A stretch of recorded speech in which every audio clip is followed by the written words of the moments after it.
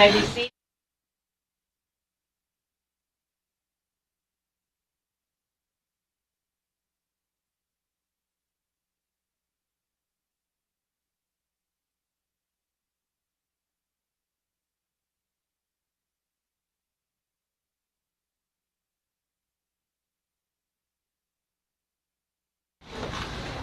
All right, let's approve the bills. Miss Elena. Good morning. Good morning. All right, you all should have got the bills in your packets. The amount to be paid is $923,899.06. We're also going to be paying the cleaning service out of this group of bills. So we're going to add $5,062.57 to that total, which will bring you to a grand total of $928,961.63. And this includes all of the election officers, right? Every election Okay. officer, Right. yes, it sure does. Okay, we have a motion to approve the bills. Make a motion. Magistrate Bodner, is there a second? Second. Second by Magistrate Harmon. Any discussion on the bills? All those in favor of the motion signify by saying aye. Aye. Any opposed, nay? Motion carries. Thank you, ma'am. Thank you. Oh, I had one question. Last meeting, we needed to pay out from Martin Luther King. I believe Magistrate Gay made that motion. Who's the vendor I'm paying? Yeah, I'll get that Will you get that to you. information? Okay, that'd be great. Thank you. Okay. Thank you. Thank you. Thank you. All right, budget transfers. Ms. Darlene? Yes. Budget transfers, apparently I don't know the date, so it's supposed to be November 20. I thought it was the 26th. I think that's when I was working on it. So anyway, we have from general fund $410,079 and joint jail fund $4,990.35 for a grand total of $420,059.70. Okay, to have a motion to approve the budget transfers. So moved. Motion by Magistrate Ellis. Is there a second? Second. Second by Magistrate Sleeper. Any discussion?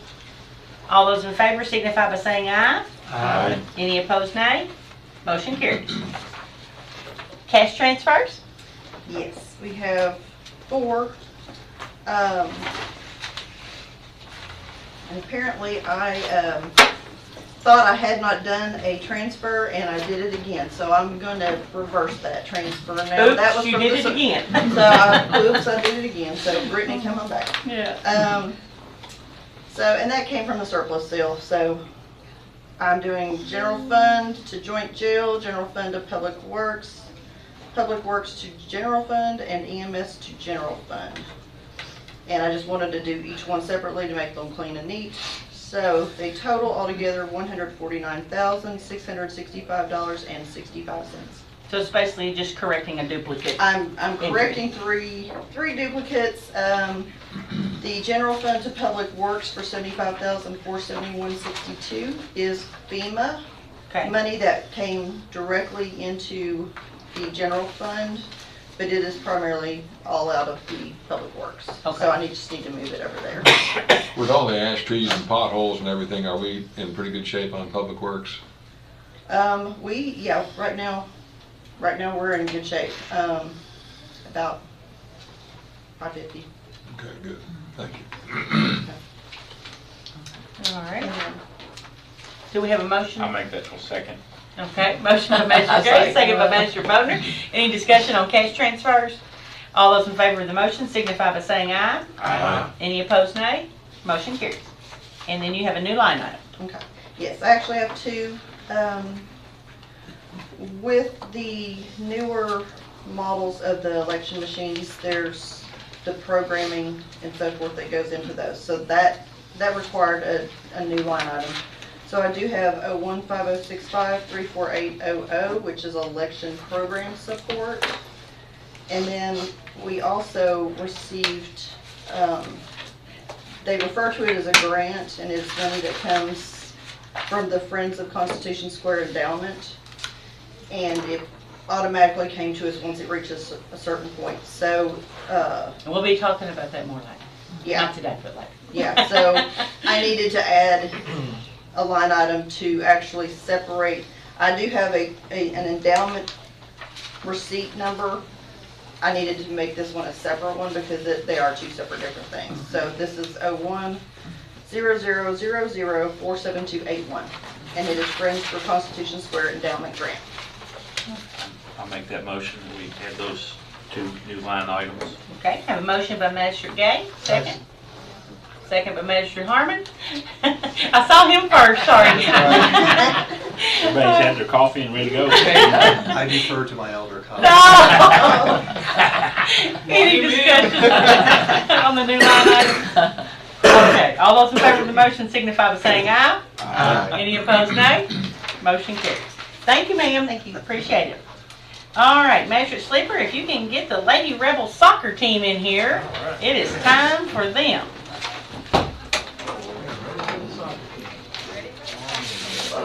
Squeeze on in here. Yeah, just come on in.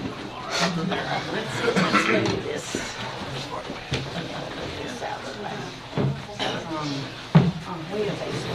You ladies come on in, just get in however you can.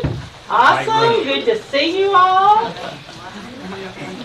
And they just keep coming. Wow, wow, this is awesome, Coach Dean. Y'all just, yeah, get a group here. And, yeah, let me get back to the I'm gonna come out in front of you.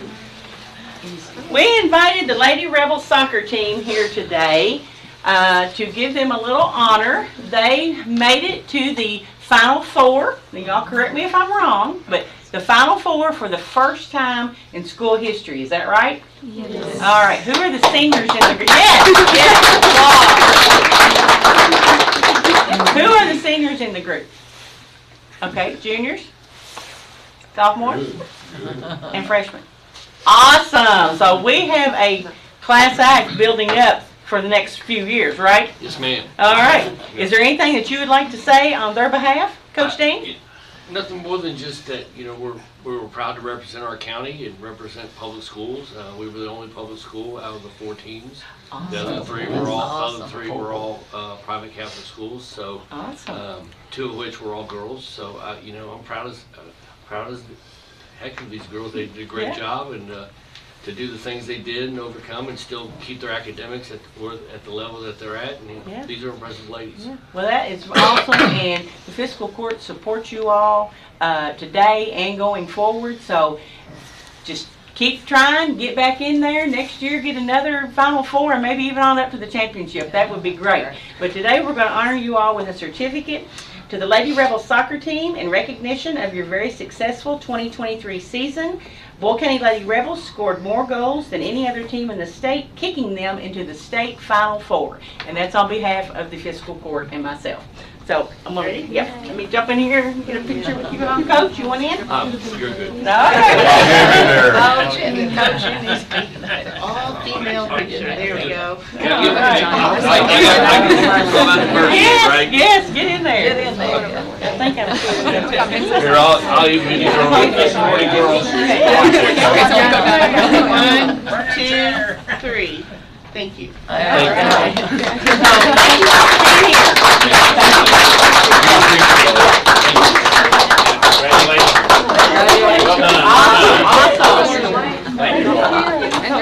Congratulations. Good job. Y'all have a great day. Thank you.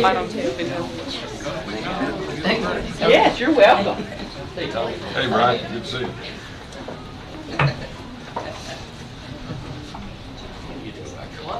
All right. Julie, please. Oh. She's right there. Thank you very much. All right.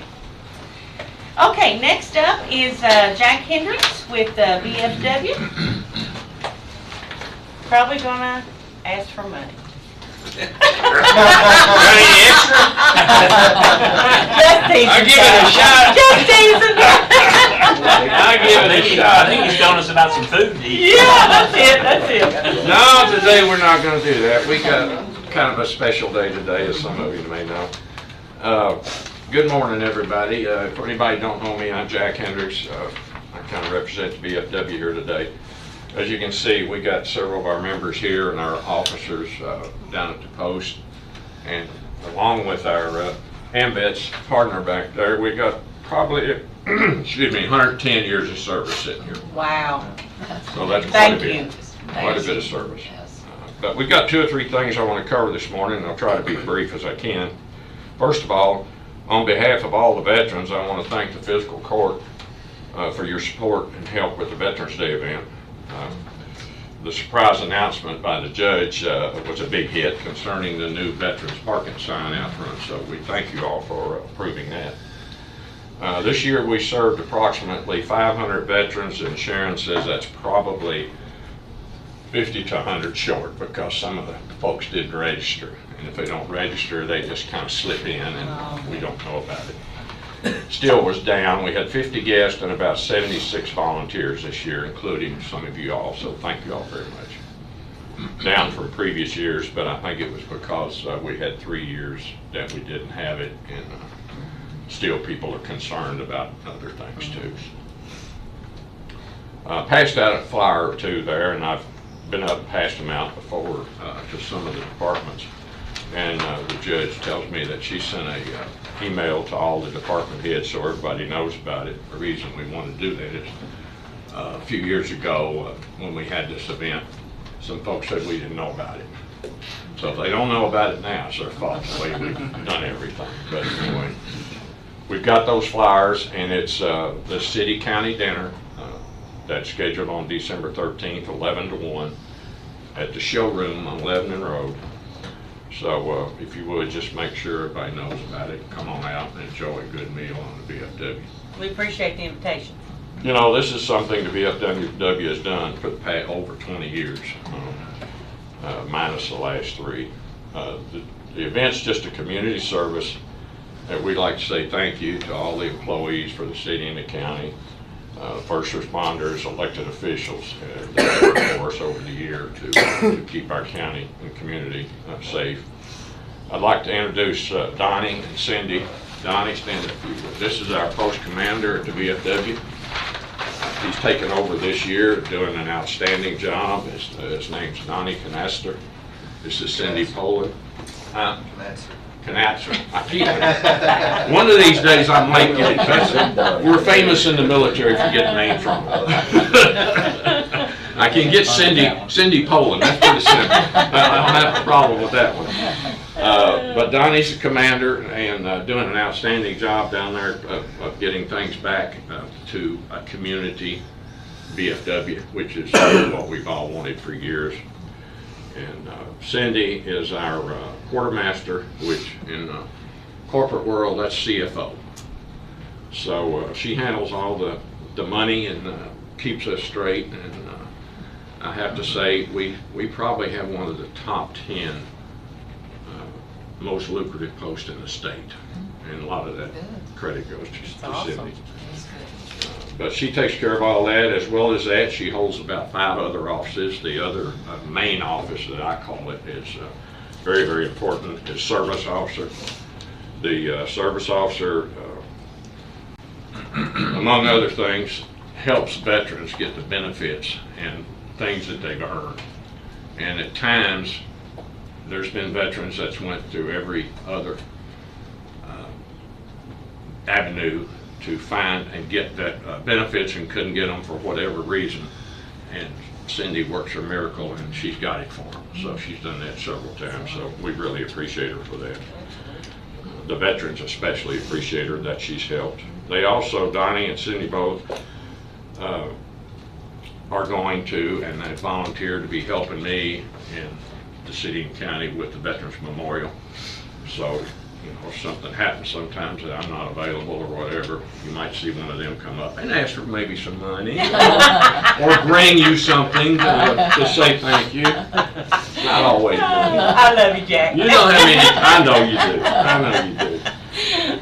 But at any rate, those are some of the things that our people are involved in. And Judge, I really appreciate you asking me to come up for this third item to handle this. And it's a few years ago, the fiscal court honored a veteran who had served his country in World War II, Mr. Paul Chandler, and he's got some family sitting back here. Paul earned 8 battle stars, as many of you know, and other awards in North Africa, Italy, Sicily, France, Germany, and others. He landed behind enemy lines in a glider on D-Day. He called it a controlled crash. Paul was a great guy. He was also at the Battle of the Bulge, and that's about 3 years of combat he served in. So you all, the court, fiscal court, honored him a few years ago with an award called the Paul Chandler Distinguished Boyle Veteran Award. And he certainly earned it, there's no doubt about that. He's very well respected by all the veterans, or was before he passed. At 103, right, Jim? Yeah. So, yeah. But, you know, many veterans fall into this category. The fiscal court decided to always back our veteran community, and you guys have always done a good job of backing our veteran community. And you decided that there's a veteran to be honored this year, in one such veteran, one that has gone above and beyond to serve our veterans and our community. I can assure you the fiscal court has made a very good choice for the 2023 Paul Chandler Distinguished Boyle Veteran Award. I've worked very, very closely in the last 15 years or so and can say dedication, commitment, duty, compassion are just a few words that describes this year's recipient.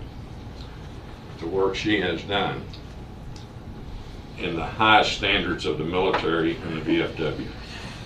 So we're going to present Cindy Poland, this year's recipient. Judge, would you like to? I would. It's my distinct honor and pleasure Surprise. to present the Paul Chandler Distinguished Boyle Veteran Award, and I would like to read it before I present it, okay?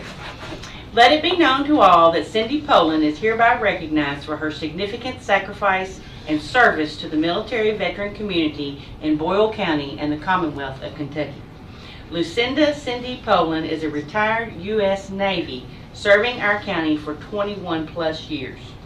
Since retirement, Cindy has been a member of the VFW Post 3634.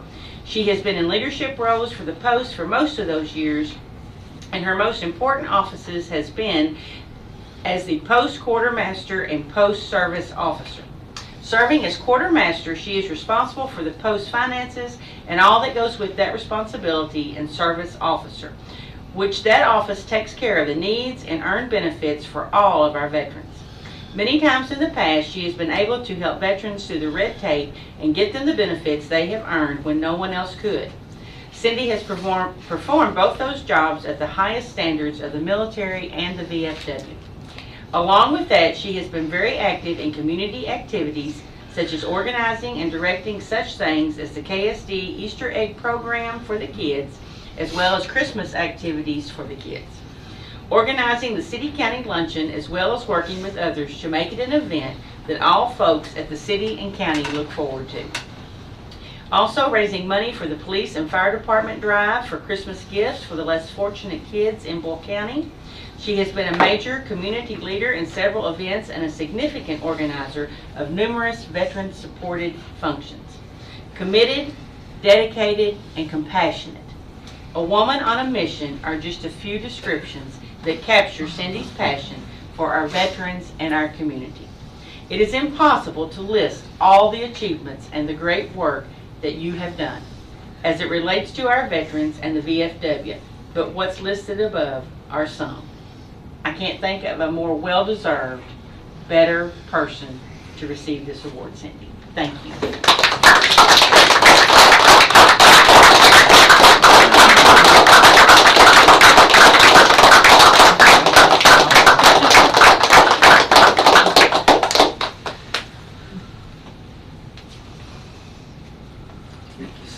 Thank you. We appreciate everything you've done, and thank you for your service.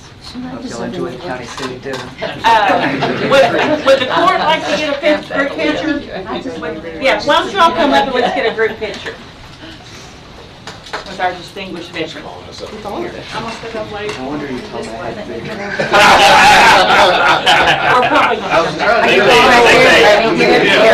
like, I don't think I'm going. That's what I heard one on you there. Congratulations. Thanks to the commander making the command decision and saying, come on, We both you got to really go. good. Let's Sorry.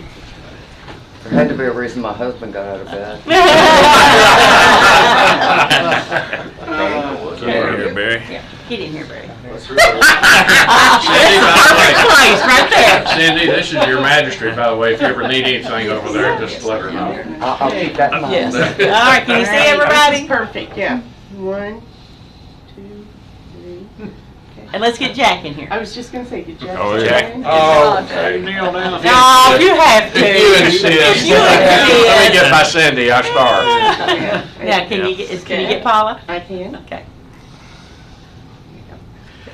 All right, congratulations. Thank you. Thank all of you for your service. Yeah. You're welcome. Thank you. And if you guys want to, I'll go out and we'll go all that. I'll stand right here, yep. Cracker Barrel, Jack. my breakfast. Rooster. Jack. Jack. Just, No, same. Thank you all for being appreciate here it. to support us. Thank you so Yeah. much. Thank y'all, appreciate God bless it. you all. Appreciate everybody. Thanks a bunch. Absolutely, babe. Thank you. Rooster's Yeah. fine, I yeah. got it. Oh, that penny. Get things off the table. Thanks for coming in, appreciate it. Well, that cleaned the house out. Well, it did. Anybody can come in now. Next. Come in, Sissy. Good morning, Sissy. How you doing? All right. Not yet, almost. Missed the last meeting. All right, next is AMVETS Chaplain and Second Vice Commander Daniel Glackin. I hope I pronounced that right. You did. Welcome. Like I said, my name's Daniel Glackin. I'm a retired Staff Sergeant of the United States Marine Corps. I am AMVET's Second Vice Commander, which also means I'm the Public Relations / Programs / anything the Commander and the First Vice doesn't want to do. Just a little bit about AMVETS. I know we're kind of the lesser known veteran service organization. Everybody hears about the Legion, everybody hears about the VFW. The AMVETS is basically, we've been around since World War II. We, the American veterans who have served or are serving in the Armed Forces of the United States during and since World War II, fully realizing our responsibility to our community, to our state, and to our nation, associate ourselves for the following purposes: to uphold and defend the Constitution of the United States, to safeguard the principles of freedom, liberty, and justice for all, to promote the cause of peace and goodwill among nations, to maintain and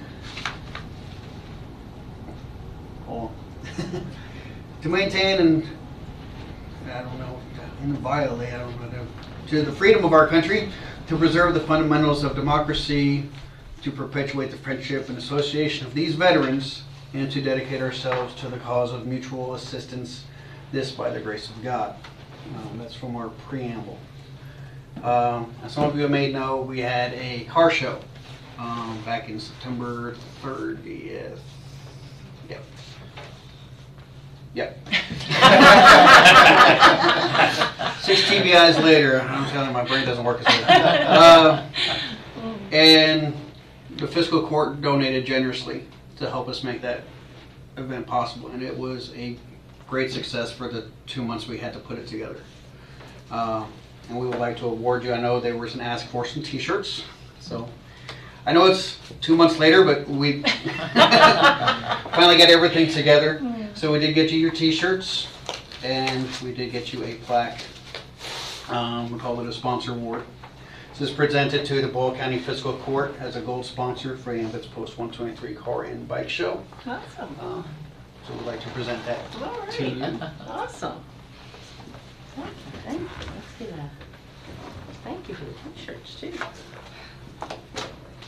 I always like those t-shirts. Okay. Great. Thank you. All right. Thank you, and thank you for your service. Thank We you. appreciate that. Yes, Yes, thank you so much. so much. There's your award, guys, girl. And we're not asking for money today, but we probably. Thank you for your time. Thank you, we appreciate that very much. All right, next we have Extension District Board appointments. I have received a list of 4 nominees. I would respectfully request to appoint Spencer Gwynn and Barry Welke So to the moved. Boyle County Extension Board. Okay, I have a motion by Magistrate Ellis, Second. second by Magistrate Gay. Is there any discussion? All those in favor of the motion signify by saying aye. Aye. Any opposed, nay? Motion carries. Thank you. All right, Attorney Herron, you're in the spotlight. Okay. Council, do we have to act on the horticulture representatives? In the letter, It's just a, formality, or? well, it's 4 individuals, Uh, and I'm to pick 2. I And understand. then they will assign them to whichever representative they want them to be. Very important positions. We're still in some situations with the Extension Office that we won't go into any detail with right now, but thrilled with these folks coming on board. Great, Thank you. thank you. Okay. An easement regarding 319 West Main has, we've been approached about an easement. The building, I mean, it's right, if you're standing in front of the courthouse on the right, there's a building, it's the, I call it the Clay Building. Currently, Bill Irwin occupies the front of the building. He operates a law firm out of there. And historically, so you can access that building from the front, but it's kind of, there's other office spots above which you can't just go through the front. You have to access it to the side, I think, or rear of the building, mostly the side.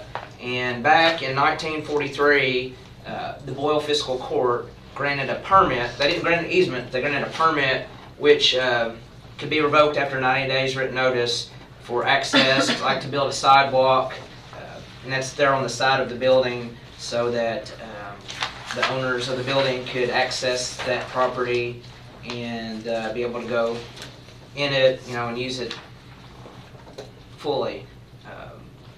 That building is currently for sale, and the potential buyers of that building, I think they placed an offer on that building with the stipulation that a permanent easement be granted. In perpetuity. Right. Yeah. Perpetuity means without limitation of time. Okay. But be granted so that they can access that building. I'm more concerned not with the back part of the building as far as easements go, but the side, because that's what they want. And I mean, they've had access to it for all these years, and we've never done anything about it as far as trying to terminate it. What an easement is it's like you don't own the property. It's a non-possessory property right where the holder of that easement has an interest in the land of the grantor of the easement. So we would be the potential grantor of it because we are the landholder. And the grantor of the easement is known as the servient estate, and the person that gets granted the easement, they're known as the dominant estate. And part of the responsibilities of the dominant estate is to maintain and for upkeep of the easement itself. So if what they're asking for is an easement for access, for ingress, egress, entering and leaving the building, and I think they wanted to, when we're going to buy it, they want to make sure that they had that. Otherwise, that building is kind of worthless to them because they can't access their property.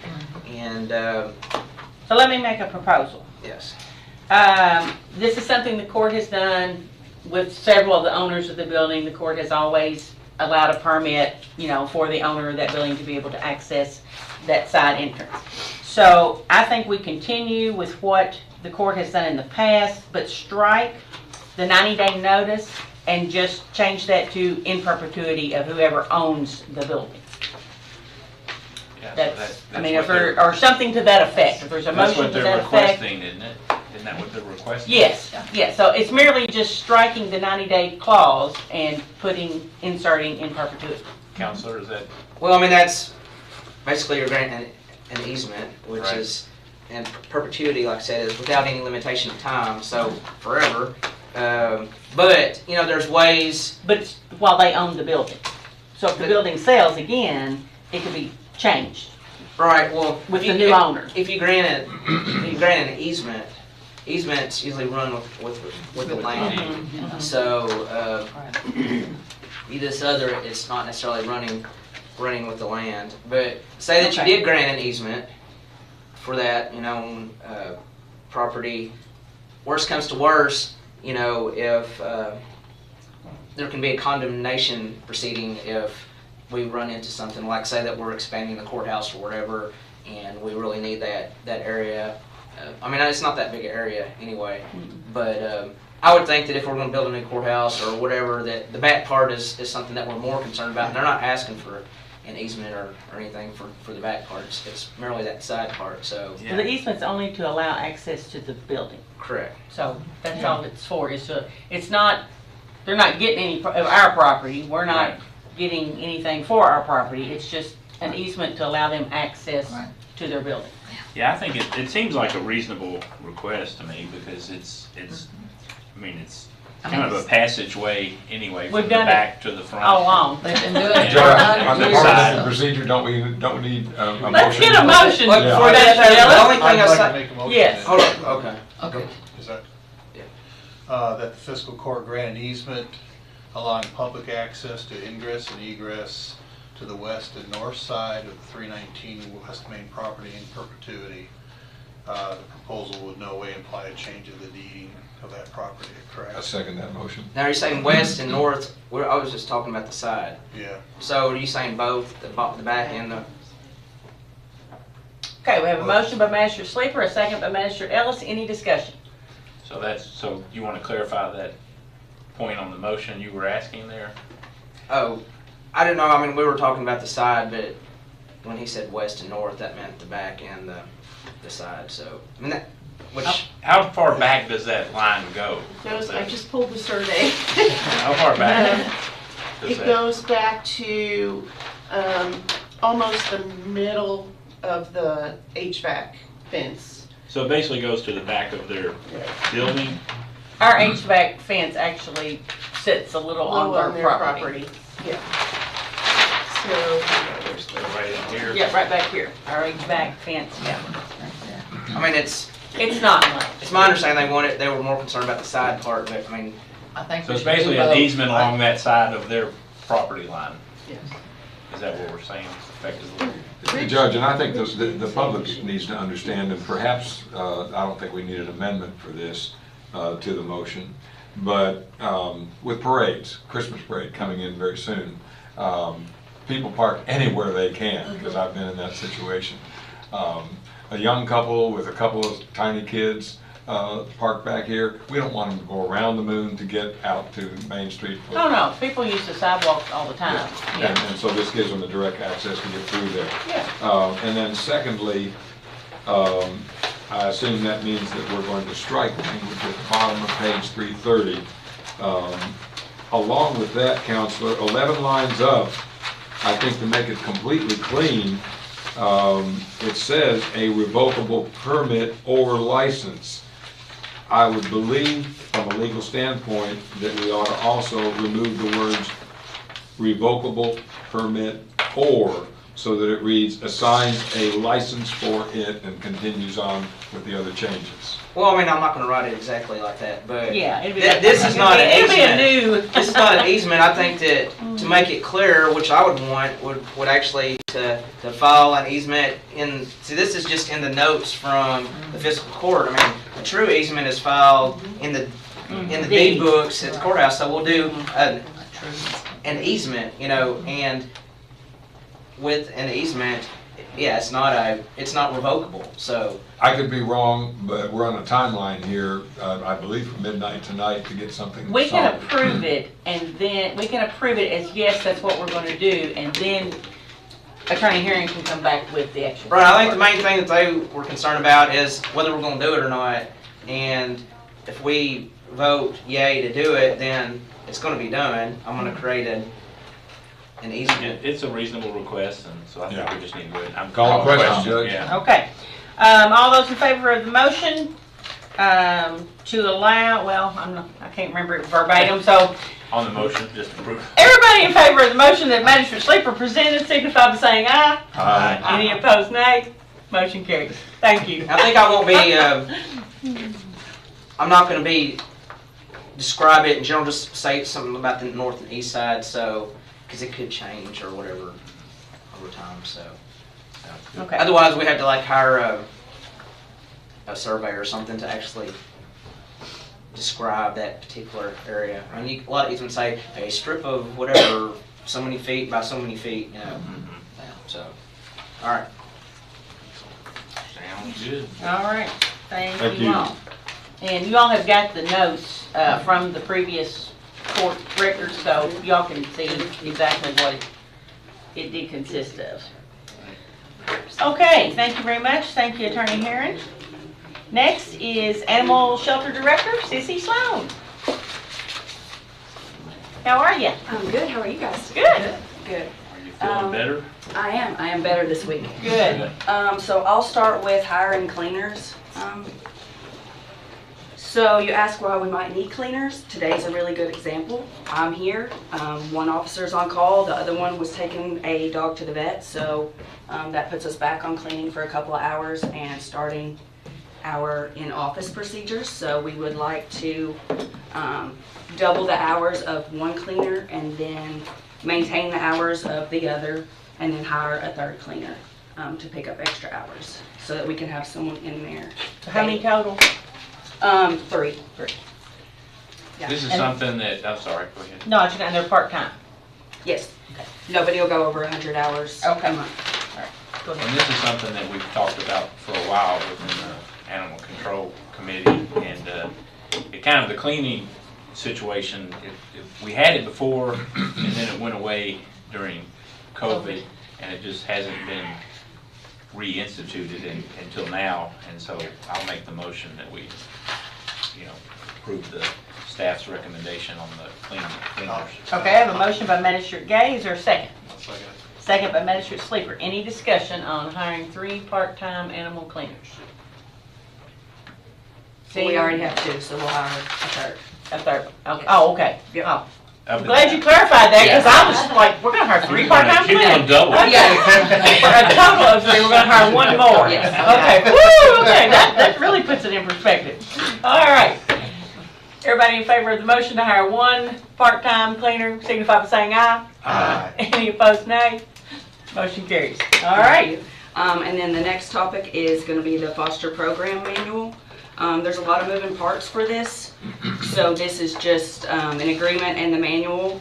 You have to be a part of Microsoft Teams to get the supporting documents like the bite protocol and stuff that were to happen in foster care. Those supporting documents include like neonatal animals, anything that requires special care, ringworm, anything of that nature. So the application is actually through Shelter Love, where it's all open foster, just like we do open adoption. If you're willing to do it, we'll get your name, information, start you a profile, and then at that point you will sign our agreement, and that prevents us from any liability. If they take their animal to the vet without my approval, that is on their dime. So this protects us a lot going forward, and I think it fills a lot of gaps in care that has been between the Humane Society and Animal Control.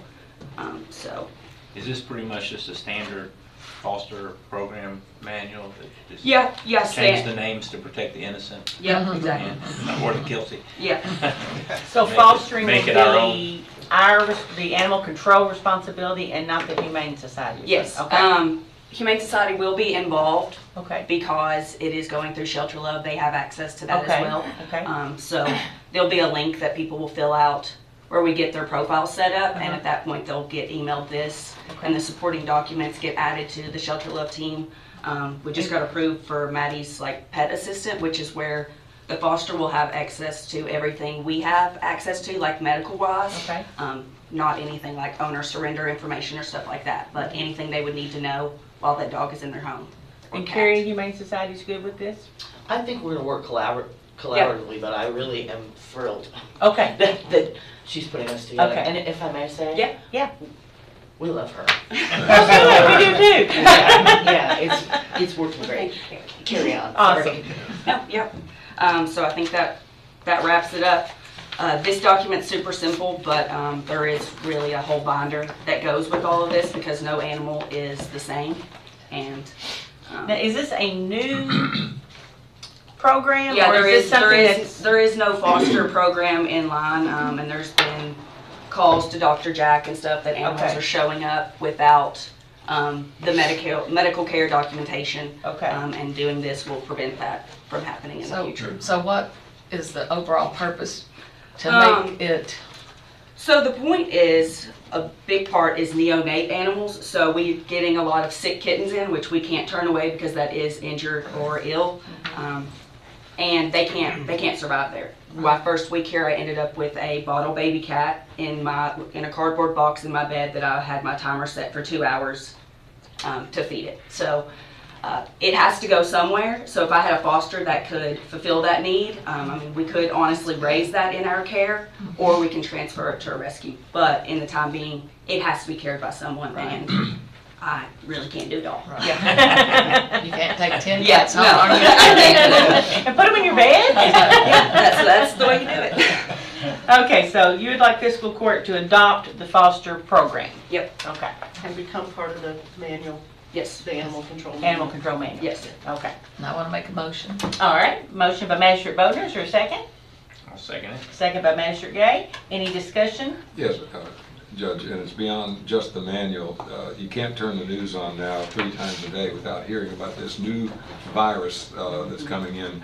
All the more, this concept of cleaning is accelerated for that. Is there any research that we're trying to do to make sure we're prepared just in case that hits the Humane Society? We've already had an outbreak of kennel cough.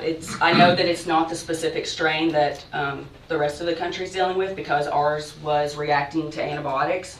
I tracked where that came from, and it came from the vet's office when one of our dogs was neutered there. So that's going to be really hard to avoid because we have to meet those needs, and the animals that come into those places are from other kennels, daycares, and stuff like that. There's cleaning, having cleaners back there is really going to help subside that. But I've talked to Dr. Jack too if he thought that we should booster the Bordetella vaccine, which covers kennel cough, and he hasn't decided whether he thinks that's a good idea or not. One of the news reports that I heard when I was down in Tennessee for Thanksgiving, but I think this was nationally done, was the fact that it was almost an epiphany to some vet offices that antibiotics were working with this. We're prepared with that, and you're licensed to give those antibiotics, yeah, aren't you? yeah, and we already have a large stock of doxycycline, which is normally the drug that you treat an upper respiratory infection in dogs with. So in conjunction with Dr. Jack, I've just been running the symptoms by him and starting the medication. So great.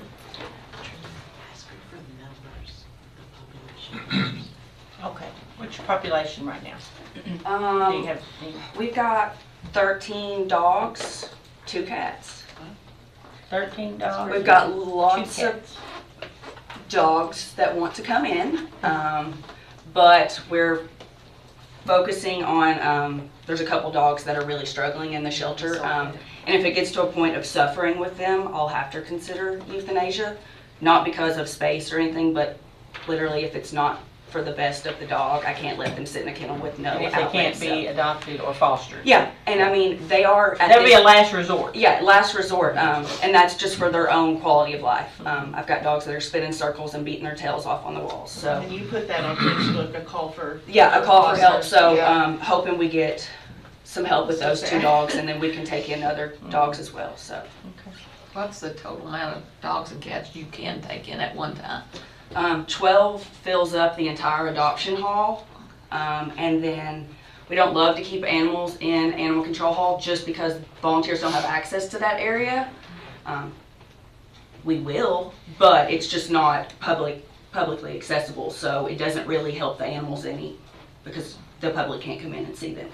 With the animal control hall, I think we'll have 22 maybe. Is it the total? I don't know. Right? Do you know the total? I think we get 8. Without the puppy hall, yeah. Yeah. 8. 8. Okay. Yeah, so 20. I knew we said the numbers a long time ago, but Yeah, I yeah, forgot. So. All right, any other discussion on the motion? All those in favor of the motion signify by saying aye. Aye. Any opposed, nay? Motion carried. Good job, thank you. Okay, Director Johnson could not be here today, so he asked me to request permission to bid stone and asphalt for him. That is what he was gonna So moved. do today. Motion by Magistrate Gay, second by Magistrate Ellis. Any discussion? This is just for permission to bid. All right, all those in favor of the motion signify by saying aye. Aye. Any opposed, nay? Motion carries. Might as well bid it so Magistrate Ellis can use it all up. out In his blue area. The census did it to me, so. All right, Magistrate reports. We will start with Magistrate Harmon today. I guess everyone got their invitation to Chick-fil-A. Yes, next week. Mine? I didn't get mine. I didn't get mine either. Where did we get that from? Oh, it was Well, sent you by have to go Mark. out and stand in line. Okay.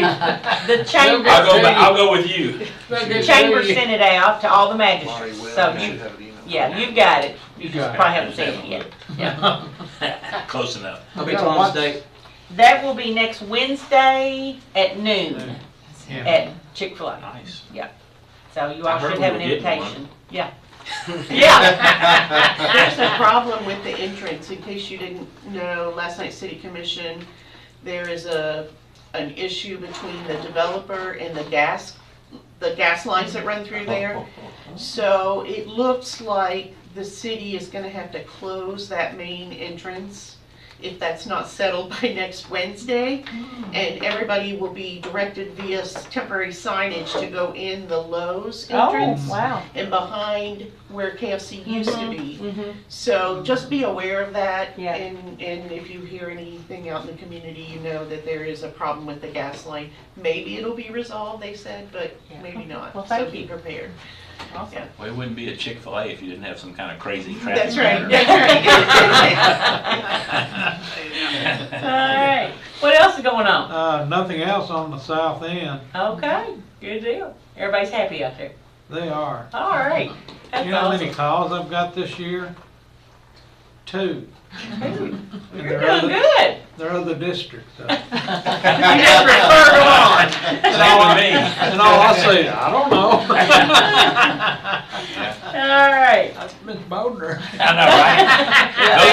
Those are calls I've been getting too. All right, Magistrate Gay? No, I'm just checking my list. Checking it twice? Checking it twice. Hurry up. But otherwise, all's well. All right.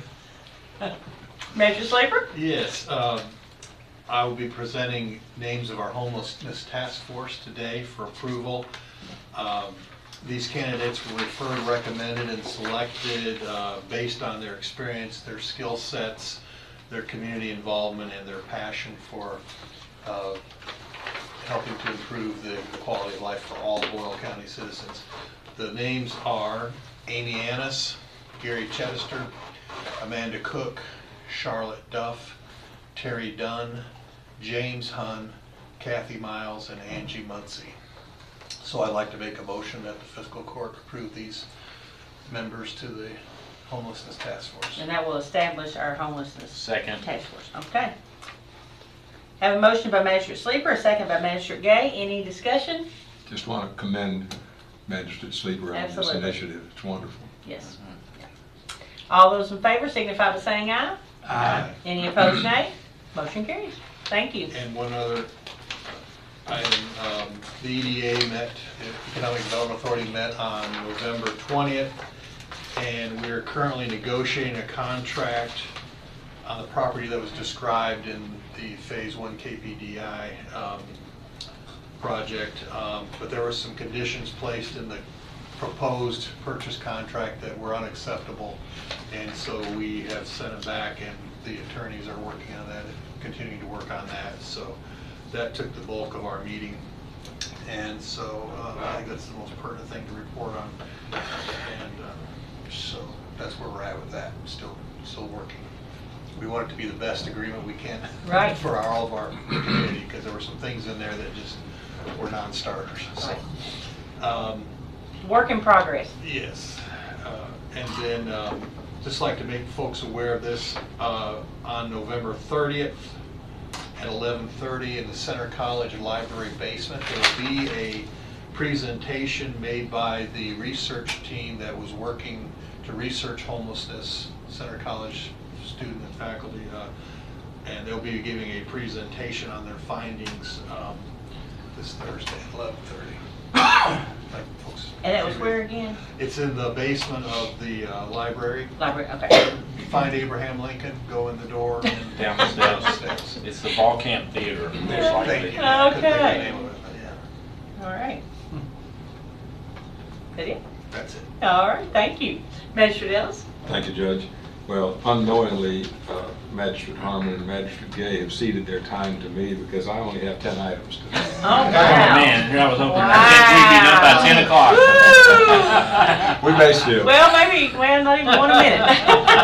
I'll be quick. The solar task force, actually, it's kind of an ad hoc group that the judge, Magistrate Cullen, and I are participating with. We've been queried by what I'll call corporate, I'm calling it big box solar, to meet and discuss what's going on. So there's a collaborative spirit with that meeting that we held a week or so ago. No details at this point.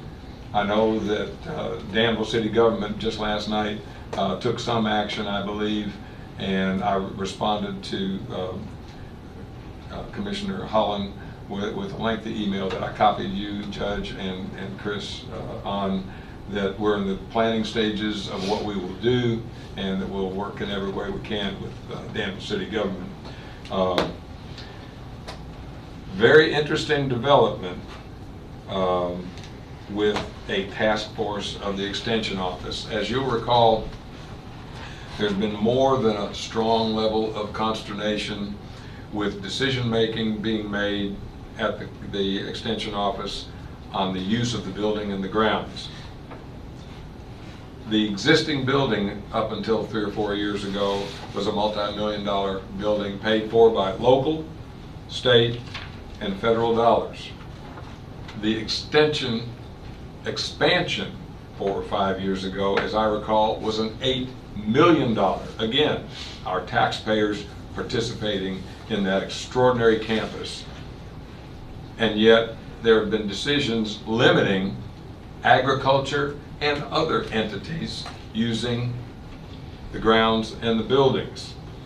Apparently there was a meeting of that ad hoc task force just within the past couple of weeks, and one individual is laying claim, from what I saw, that he has full authority to make those decisions. That's a continuation of impediments that just cannot stand. So that's why I'm making this public statement that that needs to be rectified, and soon. The judge, David Williams, myself, participants from the UK Ag Department, and local extension folks sat in this room months ago hammering out the need for clarification and full use for appropriate entities of that campus and those buildings. And we cannot recede from the gains that we apparently only envisioned, but have not been nailed down with the idea that only one individual over there, at quite frankly, at a mid-level at best, would be making those decisions. So we're going to be hammering hard on that. Fabulous news. A physician from Louisville has purchased through the state finance cabinet the Crawford House. In a remarkable God incidence, yesterday I was meeting with Harold Edwards and a gentleman I've known for 47 years who is very much involved in federal trust private sector dollars, where he wanted to meet with Harold and me to discuss the possibility of more land being purchased to complete the Perryville battlefield. During that meeting, by total coincidence, the physician who purchased Crawford House called and said he was on the way to Perryville to work on the Crawford House because they've gotten a dumpster out there. He came with his brother. We invited him to join our meeting, went over for lunch at the new Mexican restaurant in Perryville, and he is more than enthusiastic about helping us free up a very small portion, I'm sure, of the $2.4 million that's still to be allocated for the 40 or 41 military parks dating back all the way to the Revolution that are in Kentucky, and helping us to get that freed up by the state, because more than a rumor came through from the gentleman who came to meet with us, the man I've known for 47 years, that if it is not committed, it could go to the general fund. So the physician who purchased the Crawford House is going to make contact to make sure that that does not happen, so that some funds can be freed up, because they have to be matching for those private sector dollars that the gentleman who came to meet with us was talking about. That's exciting beyond belief. Not only that the Crawford House will be properly restored for perpetuity, but that we might get some help on additional land for the battlefield. There is, and the judge probably will know much more about this, during CAECO it was announced that the county clerks across 120 counties, offices for purchase of your driver's license, not driver's license, but your truck, your car, your boat, any transactions that would go on in the county office, county clerk's offices across the state, will be shut down for a period of time in January because of computer changeovers. Folks, I go by the old idiom from my lacrosse days, when you have a computer changeover, nothing can go wrong, go wrong, go wrong. So we need to alert the public that there will be some period of time in January when the county clerks will not be able to process very vital paperwork for our citizens. I think that's one of the most important. I believe it's going to be the first 2 weeks of January. That's what they're projecting. Yeah, projecting. That's what they're projecting. Which is terrible time to be down. With You don't get to pick and choose. With very serious concerns, I've expressed to the city manager our consternation with a box that literally is that podium size or larger, that is supplying electricity just across the sidewalk from our Constitution Square, our ownership of Constitution Square. When you take a sight line through that new electric box, you are obliterating the 2 statues on Governor's Circle there. We met at City Hall a few weeks ago with the idea that we're going to constantly communicate back and forth when there are issues that affect city or county. And I expressed concern that that did not happen till after the fact, when we discovered what had taken place. From my experience 100 years ago working on sites in Lexington when I was in graduate school, There was no consideration given to, for example, going down the sidewalk 50 or 60 feet to be parallel with our stage over here and trenching down to put that box out of view of one of the most important views between Ephraim McDowell House and the Constitution Square, one of the most important historic places in all of Kentucky. Discussion has now been opened with the city manager writing to me yesterday about 10 o'clock in the morning that there's an if-then kind of a concept that we might, and I can't say will, but might be able to get that moved. I would probably come back to court that if there is a nominal amount compared to our budget to move that I would make a proposal that we might free up some funds to be able to do that. That is just so important to the history of Kentucky. I am thrilled that the state has acted on my second email with respect to the yellow line striping just past 127-150 Perryville Road split, where 150 Perryville Road had dozens and dozens of reflectors removed, and from a legal standpoint, if there was a crash, I would think it would be very difficult, Counselor, to say that somebody crossed a double yellow line that absolutely did not exist. And there were cars and trucks, even semis, passing in that zone where there are neighborhoods on each side all the way out for 3 miles. So the state has finally come in right before the freeze and striped that in the last, actually right before Thanksgiving. Actually, I need to credit Daniel Elliott and State Representative David Meade for House Bill 319, which also helps us with funding for our Perryville battlefield if we can free up the money that I discussed a few moments ago.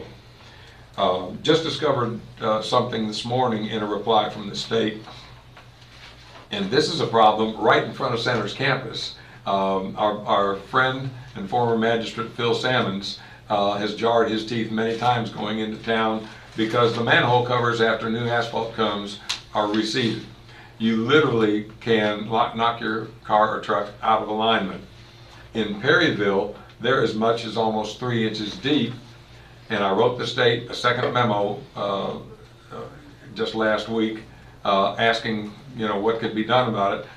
They've replied that it's a City of Perryville issue, which kind of surprised me because it's on a state road. So I'll be getting back involved in that very shortly. The annexation meeting, the last meeting that was to be held on annexation legislation, where the city, under a remarkable statute from the 70s or 80s, could literally annex an entire county. We're in a period of grace where you'll recall that Perryville came and spoke to us about that possibility. That opportunity of our participation would be part of the discussion of the General Assembly come January, and we're on top of it with KCO and KMCA, but they did cancel the last meeting, and the last word is cities, counties, get together and resolve it without legislation. I'm not optimistic that's going to happen from the feedback that we're getting, so we've got to stay on top of that. Medlock Bridge, Judge, I'll just ask you any new status on that. We're still working with the contractor. And that concludes my 10 items. Okay. And it is after 10, I apologize. 10 after 10, no, I'm just kidding. All right, Mr. Bodner. Yes, I just wanted to mention that I'm still running down trying to find ways to have a park at the Alum Springs. And I did want to mention that there's a rumor that we were closing Alum Springs Convenience Center, and that is absolutely not true. Thank you. And I have put it all over everywhere to try to get the word. Yes. Oh, you did? Good. Yes, yeah. Good. Joe announced it. Oh, good. We've had lots of, I've been fighting to try to find money to help this. I think it'll be an economic impact on Boyle County if we have a bike park. And most importantly, a health impact on Boyle County. especially for our youth.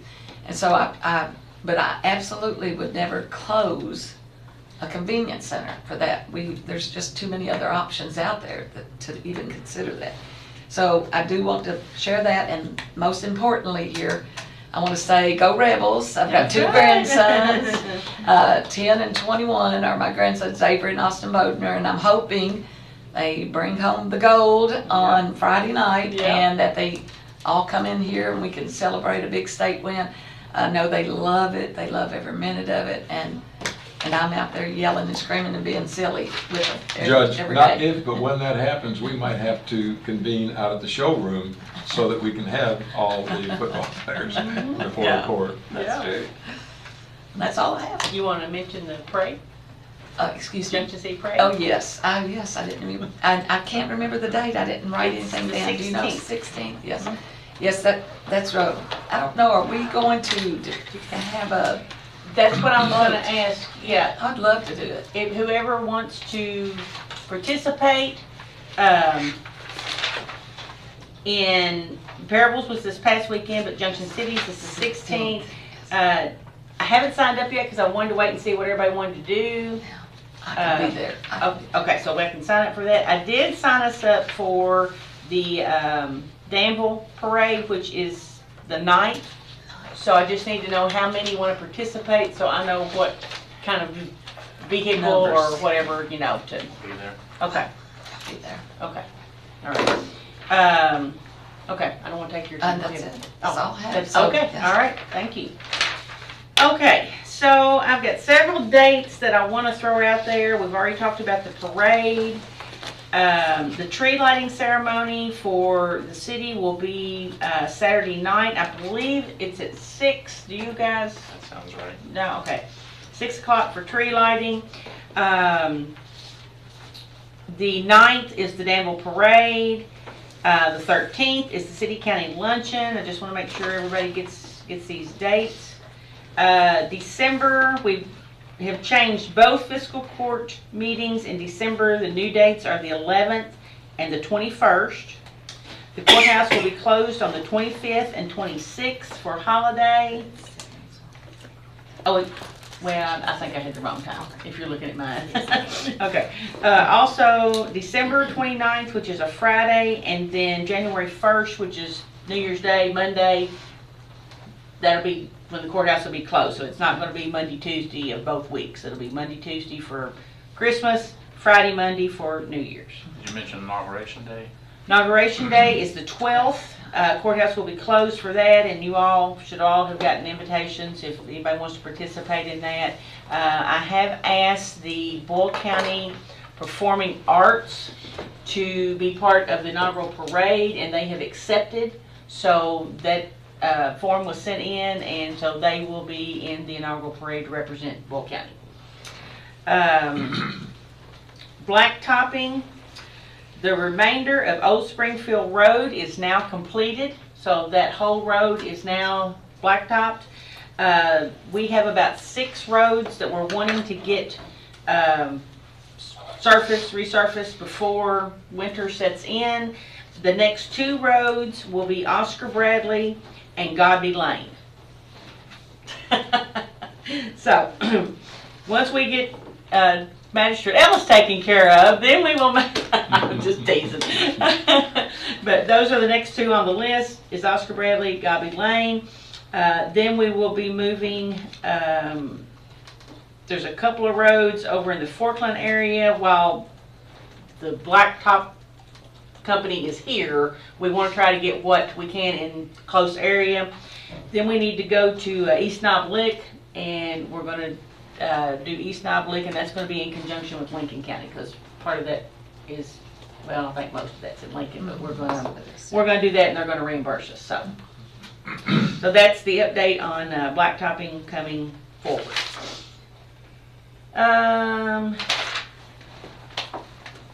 Attorney hearing. I skipped over you. I'm sorry. I apologize. No big deal. Went to Perryville this past weekend for the parade. It was nice. Really enjoyed going down there, and I didn't know that Merchant Row was like it was. I mean, there's all these stores, and there's even a restaurant, so I mean, I've passed by there several times, but that's the first. Counselor, You need to get out more. let me take you for Mexican. Well, I mean, I knew that the Mexican pizzeria was there, but I didn't know about, you know, the other stuff. So that was pretty cool.